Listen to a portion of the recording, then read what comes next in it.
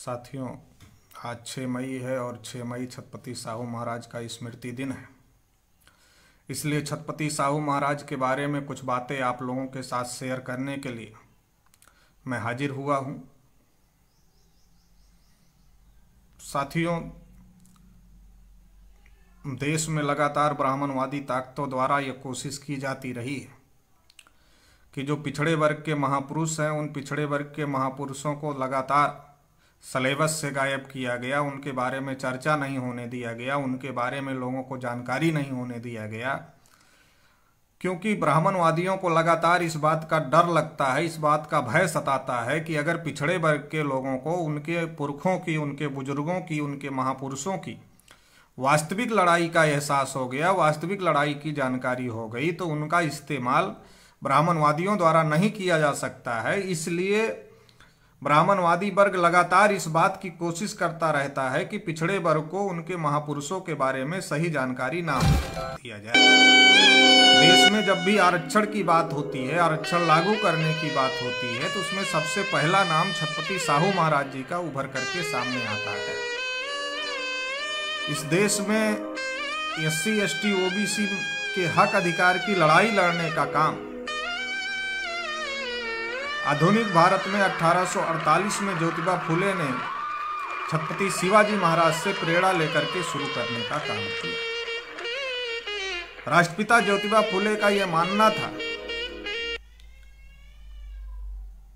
कि जो शूद्रों और अतिशूद्रों का अर्थात OBC और SC के लोगों का जो सत्यानाश हो रहा है, वो सत्यानाश होने का कारण अविद्या है। इसलिए ज्योतिबा फुले ने लिखा कि विद्या बिना मति गई, विद्या बिना मति गई, बिना मति के गति गई, और गति के बिना वित्त गया, और वित्त के अभाव में शूद्र टूट गई। ये बात ज्योतिबा फुले ने कही और उन्होंने शूद्रों और महिलाओं को पढ़ाने का काम किया, शिक्षित करना शुरू किया।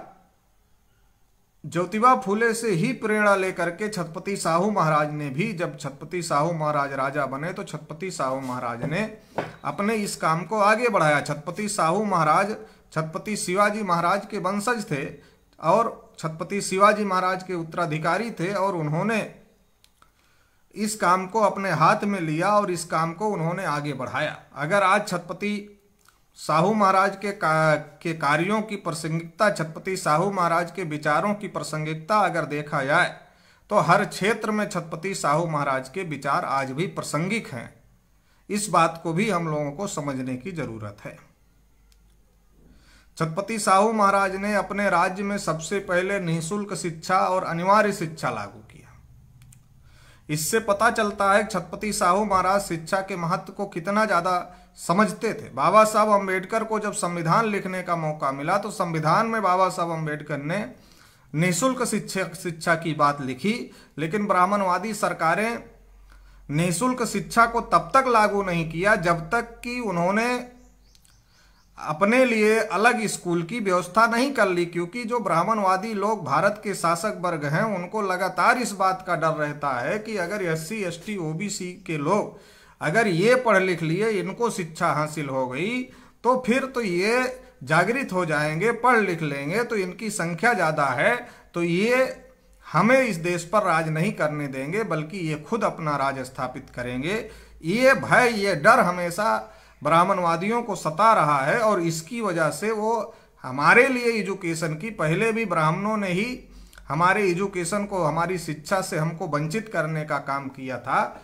और आज की जो स्थिति, ज्योतिबा फुले ने, साहू महाराज की वजह से हमारे लोग पढ़े लिखे, लेकिन आज की जो स्थिति है, बाबा साहब अम्बेडकर ने संविधान में शिक्षा, निःशुल्क शिक्षा लिखा, लेकिन ब्राह्मणों ने निःशुल्क शिक्षा तब लागू किया जब उन्होंने दोहरी शिक्षा नीति भारत में लागू कर लिया।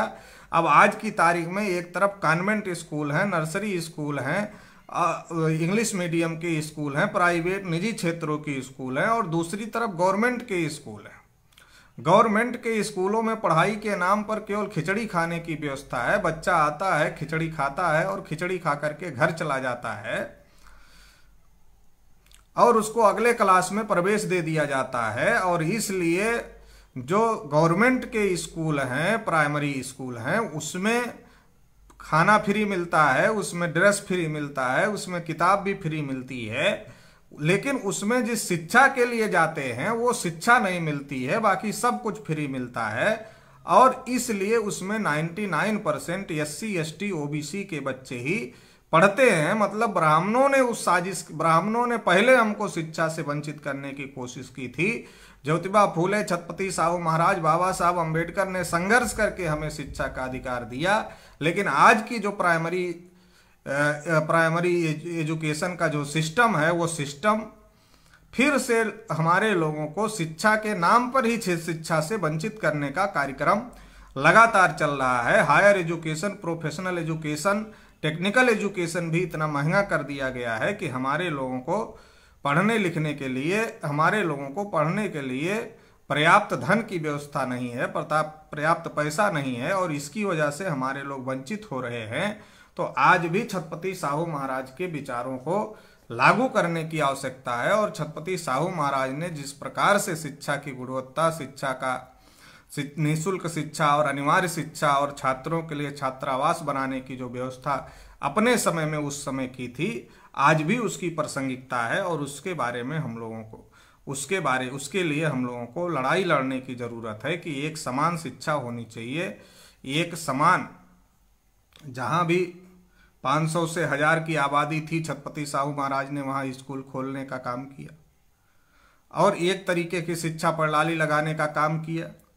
लेकिन आज जो जिस प्रकार की व्यवस्था है, इस प्रकार की व्यवस्था से हमारे लोगों के ऊपर अन्याय हो रहा है। इसलिए हम लोगों को समान शिक्षा नीति और निःशुल्क और अनिवार्य शिक्षा के लिए हम लोगों को लड़ाई आने वाले समय में लड़ने की जरूरत है। ये प्रेरणा हम लोगों को लेने की जरूरत है। दूसरा, रिजर्वेशन के संदर्भ में छत्रपति साहू महाराज ने जब अपने राज्य का कार्यभार संभाला तो 71 अधिकारियों में से 60 अधिकारी केवल ब्राह्मण थे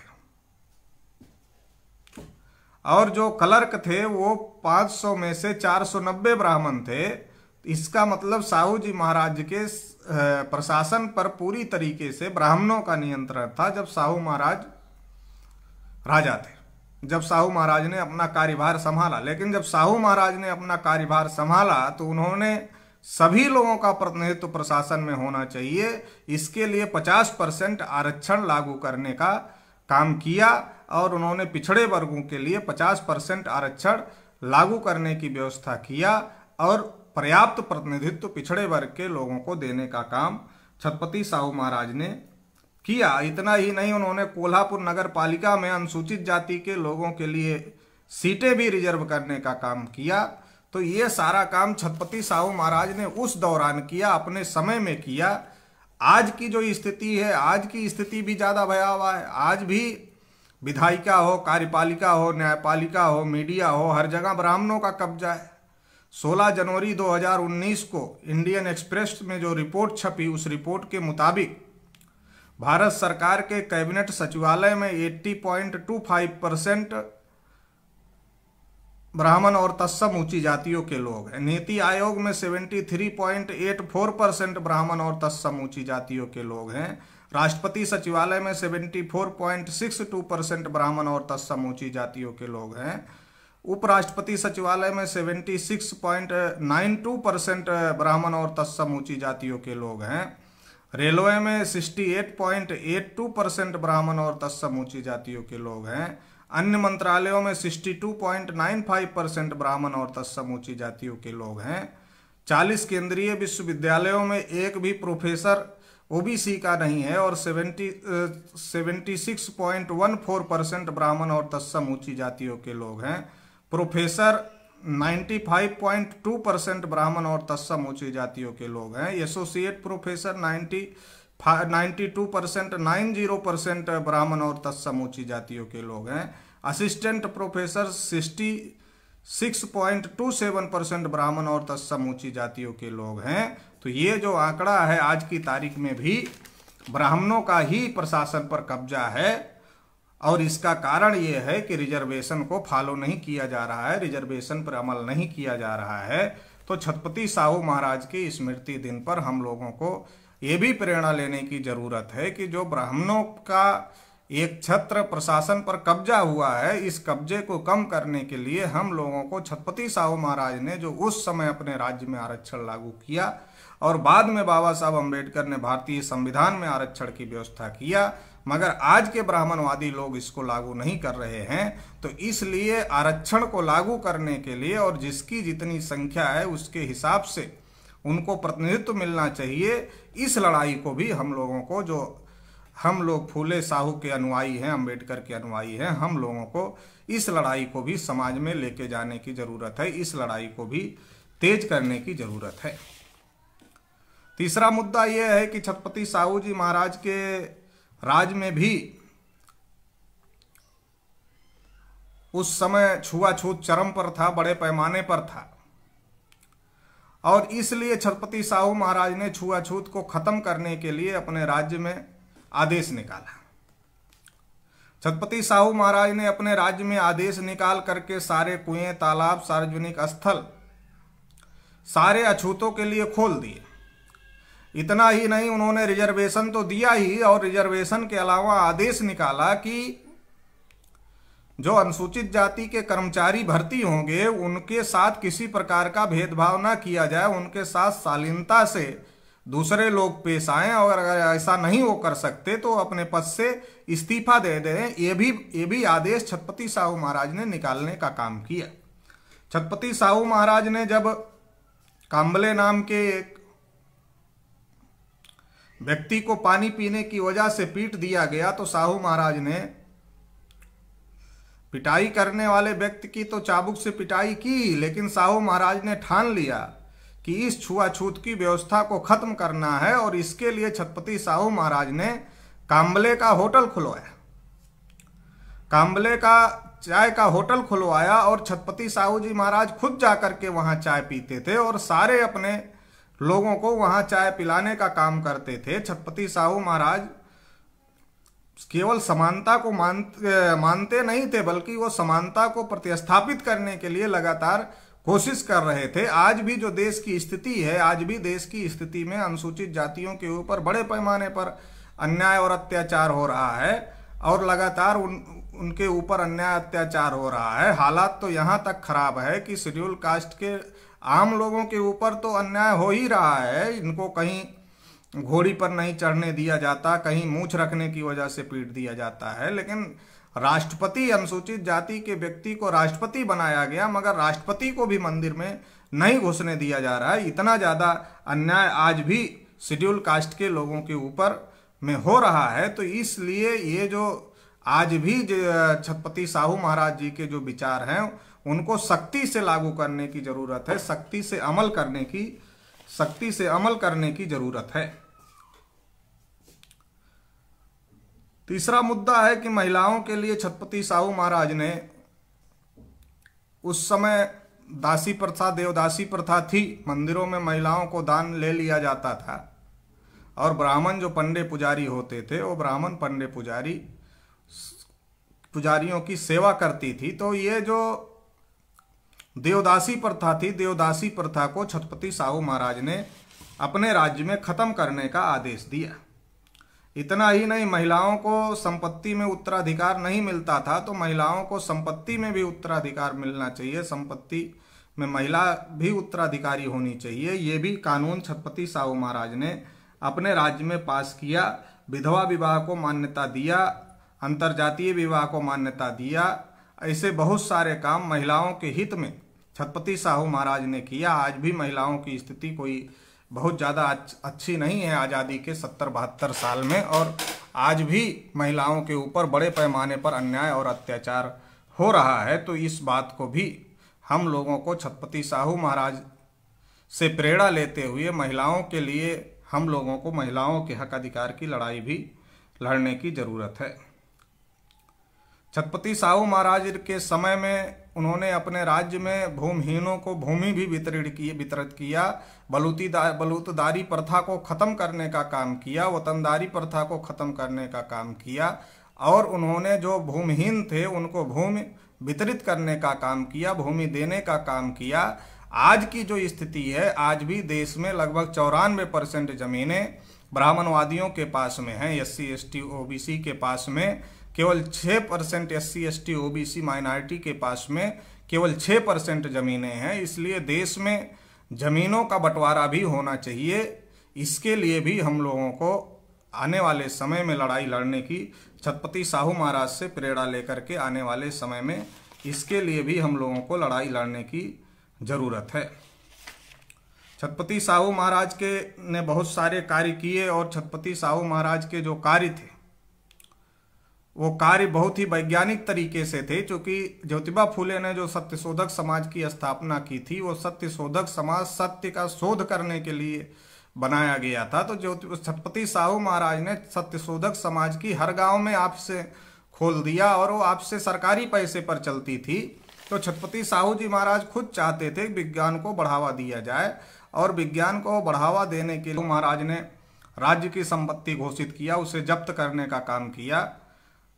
आज की तारीख में भी मठ और मंदिरों में बहुत ज़्यादा, जितना भारत सरकार का बजट है उसका कई गुना ज़्यादा पैसा बड़े बड़े मंदिरों में जमा है, जिसका समाज के लिए कोई उपयोग नहीं हो रहा है। तो ये भी छत्रपति साहू महाराज के विचारों की प्रासंगिकता है कि छत्रपति साहू महाराज ने अपने राज्य में जो उस समय शंकराचार्य का मठ था उसकी संपत्ति को राष्ट्रीयकृत करने का काम किया था। तो आज भी पूरे देश में जो बड़े पैमाने पर मंदिरों में जनता की संपत्ति जमा है उसका राष्ट्रीयकरण करने की और उससे हॉस्पिटल चलाने की, उससे बेरोजगारों को रोजगार देने की, छोटे उद्योग चलाने के, ऐसे बहुत सारे काम उससे जन कल्याणकारी कार्य किए जा सकते हैं। तो ये काम छत्रपति साहू महाराज ने ये सारे काम किए। इन सारे कार्यों की वजह से छत्रपति साहू महाराज ने तो जनेऊ प्रथा पर भी प्रतिबंध लगाया, क्योंकि छत्रपति साहू महाराज को यह बात समझ में आई कि जनेऊ के कारण ही ब्राह्मण बनते हैं और जब ब्राह्मण जनेऊ पहन लेते हैं तो ब्राह्मण अपने को श्रेष्ठ मानने लगते हैं और दूसरे लोगों को नीच मानने लगते हैं। तो ये सारा का सारा जनेऊ के कारण होता है। अगर जनेऊ ना हो तो कोई ब्राह्मण नहीं होगा, सारे इंसान होंगे, और अगर सारे इंसान होंगे तो किसी के साथ कोई भेदभाव नहीं होगा। तो उस समय उन्होंने जनेऊ प्रथा पर भी प्रतिबंध लगाने का काम किया था। ये जो बहुत सारा काम छत्रपति साहू महाराज समानता प्रतिस्थापित करने के लिए, लोगों के साथ न्याय करने के लिए और लोगों के साथ जो भेदभाव हो रहा था उस सारे कामों को उसको खत्म करने के लिए जो सारा काम छत्रपति साहू महाराज कर रहे थे, इससे ब्राह्मण और ब्राह्मणवादी लोग बहुत ज़्यादा बौखलाए हुए थे, बहुत ज़्यादा घबराए हुए थे। छत्रपति साहू महाराज ने केवल ये सारे जन कल्याणकारी काम ही नहीं किए, बल्कि छत्रपति साहू महाराज ने नेतृत्व भी, आने वाले समय के लिए नेतृत्व भी ढूंढने का काम किया। जब सयाजीराव गायकवाड़ के पैसे पर बाबा साहब अम्बेडकर पढ़ने के लिए विदेश गए हुए थे, लेकिन वो पैसा खत्म होने की वजह से उनकी पढ़ाई बीच में ही रुक रही थी, तो छत्रपति साहू महाराज ने खुद चलकर, छत्रपति साहू महाराज उनके घर पे गए और खुद चलकर उनके घर पर के जाकर के छत्रपति साहू महाराज ने उनको मदद करने का काम किया। बाबा साहब अम्बेडकर जब मूक नायक शुरू कर रहे थे तो मूक नायक शुरू करने के लिए भी छत्रपति साहू महाराज ने बाबा साहब अम्बेडकर की मदद करने का काम किया। इतना ही नहीं, 1920 में जब मानगांव परिषद हुआ तो मानगांव परिषद में छत्रपति साहू महाराज ने भाषण किया और भाषण करते हुए कहा कि आप सभी लोगों को आपका मसीहा, आपका मुक्तिदाता डॉक्टर अम्बेडकर के रूप में मिल चुका है, मगर मेरा अंतर्मन यह कहता है कि आने वाले समय में डॉक्टर अम्बेडकर पूरे देश के नेता होंगे। ये बात छत्रपति साहू महाराज ने उस समय कही थी। बाबा साहब अम्बेडकर को नेतृत्व प्रदान करने का काम छत्रपति साहू महाराज ने किया था, क्योंकि छत्रपति साहू महाराज जानते थे कि जो लड़ाई ज्योतिबा फुले ने लड़ी उस लड़ाई को आगे ले जाना है। तो आगे ले जाने के लिए बाबा साहब अम्बेडकर को छत्रपति साहू महाराज ने पहचाना और छत्रपति साहू महाराज ने बाबा साहब अम्बेडकर को वो नेतृत्व प्रदान करने का काम किया। साहू महाराज और बाबा साहब अम्बेडकर मिलकर के जो काम कर रहे थे, 1918 में जब साउथ बोरो कमीशन आया तो भी भास्कर राव जाधव के माध्यम से और बाबा साहब अम्बेडकर के माध्यम से छत्रपति साहू महाराज ने विधिमंडल में ओबीसी SC ST के लिए आरक्षण, OBC SC के लिए आरक्षण की मांग किया था। तो ये जो सारी बातें चल रही थी और बाबा साहब अम्बेडकर के साथ में छत्रपति साहू महाराज और बाबा साहब अम्बेडकर जो मिल करके काम कर रहे थे और जिस तरीके से साहू महाराज ब्राह्मणवादी व्यवस्था के विरोध में लगातार अपने राज्य में काम कर रहे थे और एक आंदोलन भी सत्यशोधक आंदोलन के साथ साथ जो आंदोलन चला रहे थे बाबा साहब अम्बेडकर और साहू महाराज, इससे ब्राह्मणों को बहुत ज्यादा मिर्ची लग रही थी। आज ओबीसी के लोग तिलक को अपना नेता मानते, लेकिन साहू महाराज के सबसे बड़े विरोधी तिलक थे। श्रीपाद अमृत डांगे नाम के जो ब्राह्मण थे, कम्युनिस्ट ब्राह्मण थे, वो भी छत्रपति साहू महाराज का लगातार विरोध करते थे और कई बार ब्राह्मणों ने छत्रपति साहू महाराज की हत्या करने की भी कोशिश किया और साहू महाराज का चरित्र हनन भी करने की कोशिश ब्राह्मणों ने किया। ब्राह्मणों को बहुत ज्यादा ये टेंशन हो गई थी, ये ज्यादा दिक्कत हो गई थी कि अगर साहू महाराज और अंबेडकर की जोड़ी इसी तरीके से काम करती रही तो आने वाले समय में ब्राह्मणवाद भारत में स्थापित नहीं हो सकता, ब्राह्मणवाद भारत से खत्म हो जाएगा। इसलिए छत्रपति साहू महाराज की हत्या हो गई, क्योंकि अंग्रेजों ने जो रिपोर्ट दिया उस रिपोर्ट में लिखा कि छत्रपति साहू महाराज की जो मृत्यु थी वो स्वाभाविक नहीं थी। इससे कहा जा सकता है कि साहू महाराज की हत्या की गई और साहू महाराज की हत्या होने की वजह से ही ये सारा का सारा मामला गड़बड़ हुआ, क्योंकि तिलक साहू महाराज के विरोध में थे। जब 1918 में साउथ बोरो कमीशन में भास्कर राव जाधव और बाबा साहब अम्बेडकर ने विधिमंडल में आरक्षण की मांग किया था, तो जो तिलक को नेता मानते ओबीसी के लोग, उन्हीं तिलक ने कहा था कि तेली को संसद में जाकर क्या तेल निकालना है, कुर्मी को संसद में जाकर क्या हल चलाना है, दर्जी को संसद में जाकर क्या कपड़े सिलने हैं।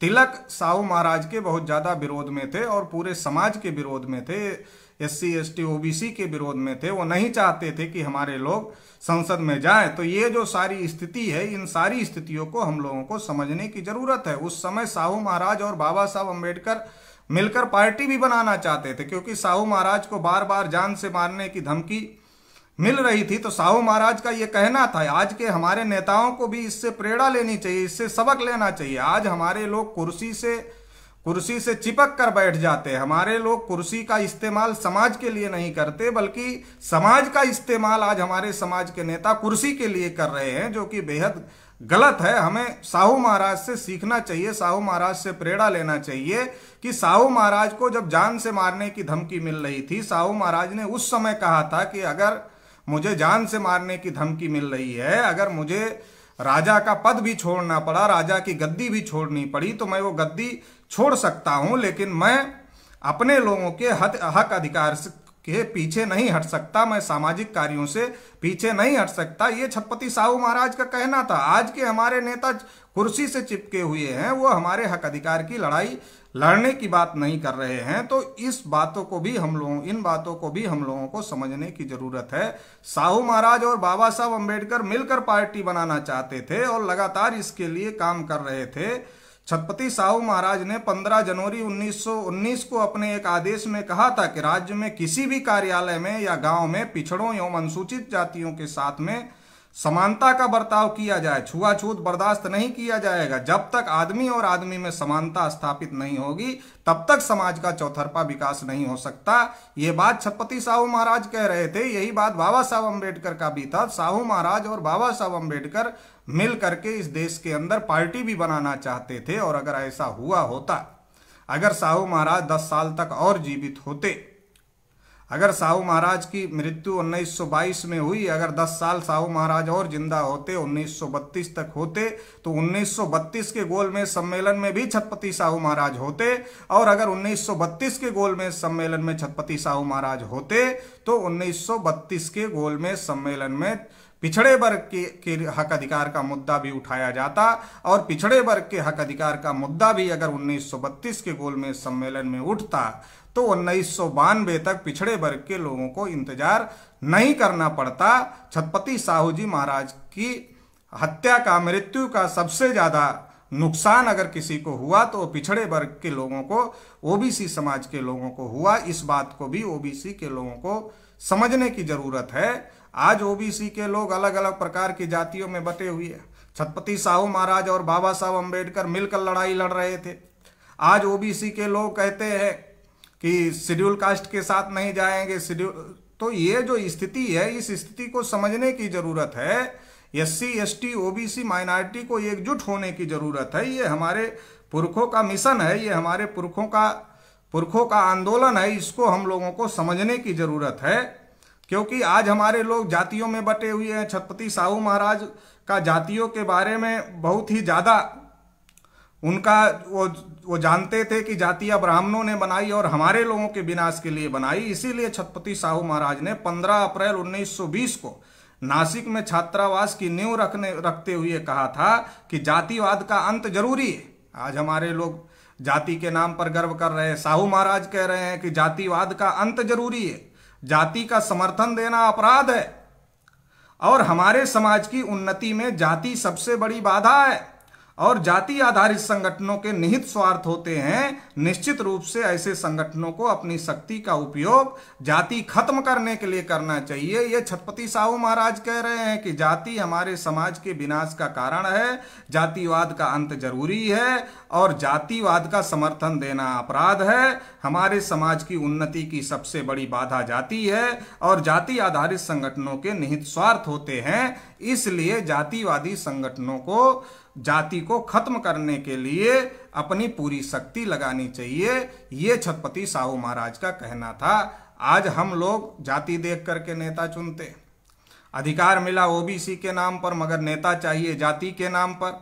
तो ये जो सारी स्थिति है और जाति के नाम पर कोई नेता आता है, वो कहता है अपनी जाति के लोग पीछे रह गए, बाकी सारी जाति के लोग आगे चले गए, इकट्ठा हो जाओ। कुछ लोग उसके पीछे चले जाते हैं और वो फिर जाकर के ब्राह्मणवादियों को बेचने का काम करता है, खुद कुर्सी से चिपक जाता है और पूरे समाज का व्यापार कर देता है।